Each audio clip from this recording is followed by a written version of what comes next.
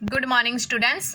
11वीं वाले बच्चे, सिद्धि हिंदी विद्यालय के इस ऑनलाइन क्लासेस में आपका हार्दिक स्वागत है। अब बच्चों, यहाँ पे हमारा ये जो काव्य है, जो कबीर द्वारा रचित पद पहला और दूसरा, हम तो एक एक करी जाना, और यहाँ पे संतो जग बौराना, ठीक है। यहाँ पे संतो देखत जग बौराना, ये जो दो पद है करीबन हमने देखे। अब ये जो दो पद है, इस दो पद में बच्चों यहाँ पे जो उसका अभ्यास है, काव्य हमारे यहाँ पे खत्म हो गए हैं, लेकिन उसका जो अभ्यास है वो अभ्यास की चर्चा हम यहाँ पे करेंगे, ठीक है। तो पद के साथ ये प्रश्न यहाँ पे दिए हुए हैं। तो बच्चों, सबसे पहले तो यहाँ पे जो पहला प्रश्न है उसको हम देखते हैं। कबीर की दृष्टि में ईश्वर एक है, उसके समर्थन में उन्होंने क्या तर्क दिए हैं। अब मैं एक बात आपको यहाँ पे बता दूं बच्चों कि यहाँ पे आपको क्या करना है, यहाँ पे जितने भी हम प्रश्नोत्तर की चर्चा करेंगे बच्चों, वो प्रश्नोत्तर आपको अपनी कॉपी में लिखने हैं। 11वीं वाले बच्चों ध्यान से सुनिएगा, जो स्वाध्याय के प्रश्नोत्तर की हम चर्चा कर रहे हैं वो आपको अपनी कॉपी में लिखने हैं, ठीक है। तो पहला प्रश्न यहाँ पे, कबीर की दृष्टि में ईश्वर एक है, इसके समर्थन में उन्होंने क्या तर्क दिए हैं। तो उसमें क्या लिखना है कि कबीर की दृष्टि में ईश्वर एक है, इसके समर्थन में उन्होंने निम्नलिखित तर्क दिए हैं, जिसमें पहला, संसार में सर्वत्र एक ही पवन एक ही पानी है। दूसरा, सब में एक ही ज्योति समाई है। तीसरा, एक ही मिट्टी से सब बर्तन बने हुए हैं। चौथा, इन बर्तनों को बनाने वाला कुम्हार भी एक ही है। और पांचवा, सभी जीवों में एक ही ईश्वर विद्यमान है, फिर वह जीव चाहे किसी भी रूप में हो। अब समझ में आया बच्चों यहाँ पे कि हमें जो पहला प्रश्न हमने यहाँ पे देखा, ये पहला प्रश्न में यहाँ पे कबीर की दृष्टि में ईश्वर एक है, इसके समर्थन में उन्होंने क्या तर्क दिए हैं। तो यहाँ पे जो पहला प्रश्न है उसका जवाब मैं वापस दोहरा रही हूँ, ध्यान से सुनिएगा। कबीर की दृष्टि में ईश्वर एक है, इसके समर्थन में उन्होंने निम्नलिखित तर्क दिए हैं, जिसमें पहला, एक नंबर करके लिखना, संसार में सर्वत्र एक ही पवन एक ही पानी है। दूसरा, सब में एक ही ज्योति समाई है। तीसरा, एक ही मिट्टी से सब बर्तन बने हुए हैं। और चौथा, इन बर्तनों को बनाने वाला कुम्हार भी एक है। और पांचवा, सभी जीवों में एक ही ईश्वर विद्यमान है, फिर चाहे जीव किसी भी रूप में हो। अब समझ में आया।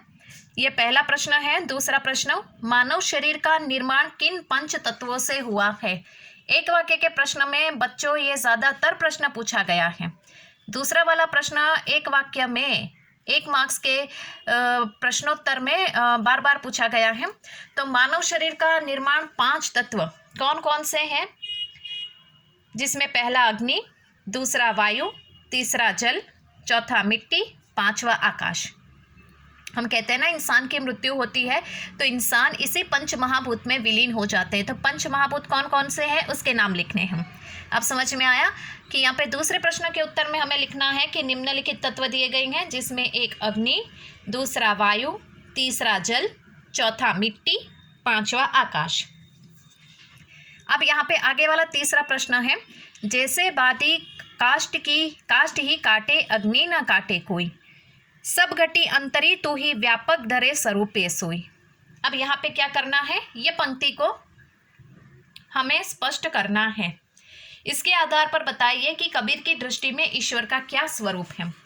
अर्थात बच्चों, जो काव्य पंक्ति हमें दी है, इन काव्य पंक्ति को ध्यान में रखकर हमें बताना है कि इस काव्य पंक्ति के माध्यम से कबीर हमें क्या कहना चाहते हैं। तो उसमें हम क्या लिखेंगे, ध्यान से सुनिएगा, जवाब मैं आपको बता रही हूँ। कबीर ने ईश्वर का स्वरूप स्पष्ट करने के लिए बढ़ई और काष्ठ का सुंदर उदाहरण प्रस्तुत किया है।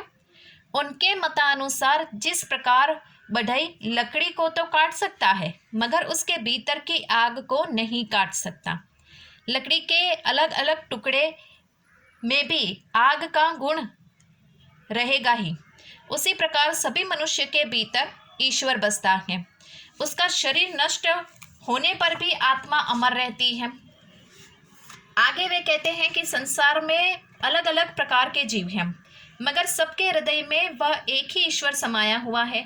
संक्षेप में ईश्वर एक है, अजर और अमर है और सभी जीवों के हृदय में आत्मा रूप में व्याप्त है। तो मतलब ये तीसरे जो पंक्तियाँ दी है ना, उसके माध्यम से सिर्फ इतना ही कबीर कहना चाहते हैं कि संसार के एक एक कण में एक एक जीव में ईश्वर रहते हैं, ताकि हर एक जीव को हम संभाल के रख सके, हर एक जीव के प्रति हमें दया, हमदर्दी, सहानुभूति हो। तीसरा प्रश्न वापस तीसरे प्रश्न का उत्तर मैं वापस दोहरा रही हूँ, बच्चों ध्यान दीजिएगा। कबीर ने ईश्वर का स्वरूप स्पष्ट करने के लिए बढ़ई और काष्ठ का सुंदर उदाहरण प्रस्तुत किया है। उनके मतानुसार जिस प्रकार बढ़ई लकड़ी को तो काट सकता है मगर उसके भीतर की आग को नहीं काट सकता, लकड़ी के अलग अलग टुकड़ों में भी आग का गुण रहता ही है, उसी प्रकार सभी मनुष्य के भीतर ईश्वर बसता है। उनका शरीर नष्ट होने पर भी आत्मा अमर है। आगे वे कहते हैं कि संसार में अलग अलग प्रकार के जीव हैं मगर सबके हृदय में एक ही ईश्वर समाये हुए हैं। संक्षेप में ईश्वर एक है, अजर और अमर है और सभी जीवों के हृदय में आत्मा रूप में व्याप्त है। तीसरे प्रश्न का उत्तर हुआ। अब चौथा प्रश्न यहाँ पे, कबीर ने अपने को दीवाना क्यों कहा है? तो चौथे प्रश्न के उत्तर में यहाँ पे कबीर स्वयं, इंसान अपने आप को दीवाना क्यों कहता है? कबीर यहाँ पे एक बहुत बड़े साहित्यकार अर्थात निर्गुण निराकार ईश्वर की आराधना करने वाले भक्ति काल के सर्वश्रेष्ठ कवियों में आते हैं। तो यहाँ पे कबीर अपने आप को दीवाना क्यों कहते हैं? तो उसका उत्तर है, दीवाने का सीधा साधा अर्थ होता है पागल। कबीर अपने निर्गुण निराकार ब्रह्म की भक्ति में दीवाने हैं, पागल है, तन्मय है।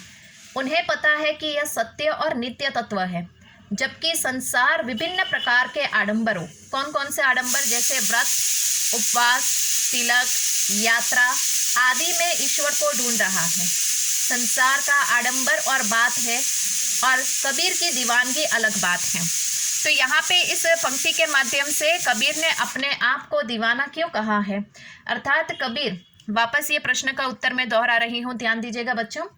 दीवाने का सीधा साधा अर्थ होता है पागल। कबीर अपने निर्गुण निराकार ब्रह्म की भक्ति में दीवाने हैं, पागल है और तन्मय है। उन्हें पता है कि यही सत्य और नित्य तत्व है, जबकि संसार विभिन्न प्रकार के आडंबर जैसे व्रत, उपवास, तिलक, यात्रा आदि में ईश्वर को ढूंढ रहा है। संसार का आडंबर और बात है, संसार का आडंबर एक अलग बात है और कबीर की दीवानगी अलग बात है। तो बच्चों यहाँ पे आज के इस वीडियो में हमने यहाँ पे 4 प्रश्न देखे। पहला प्रश्न, दूसरा प्रश्न, तीसरा प्रश्न और चौथा प्रश्न।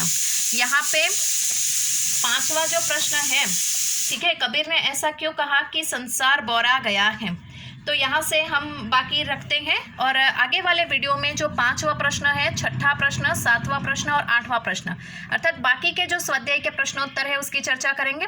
लेकिन मैं आपको एक बात बता दूं बच्चों, यहाँ पे जितने भी प्रश्न हमने देखे वो आपको अपनी कॉपी में लिखने हैं, ठीक है। तब तक के लिए यहाँ पे रुकते हैं। Thank you.